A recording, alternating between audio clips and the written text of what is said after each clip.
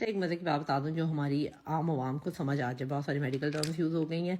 कि ये जो हमारी हड्डियों में से अक्सर लड़कियां मुझे कंप्लेन करती होती हैं कि हम जब नमाज़ पढ़ती हैं तो हम सजदे में जाती हैं या उसमें रकू में जाती हैं तो हड्डियों में से जो आवाज़ आती है ना, कड़क कड़क की मेरी अपनी हड्डियों में से आती है। और मतलब सारे खामोशी से नमाज़ पढ़ रहे होते हैं और सही जब सजदे में जाओ तो सही प्रॉपर आवाज़ आती है। वो ये उनके लिए होता है, ये जो हमारे जॉइंट्स के दरमियान में फ्लूइड होता है ना, ख़त्म हो जाता है ये, और फिर आवाज़ आने स्टार्ट हो जाती है, ये उन जॉइंट्स को रिस्टोर करने के लिए, ये मेडिकेशन उनके लिए है।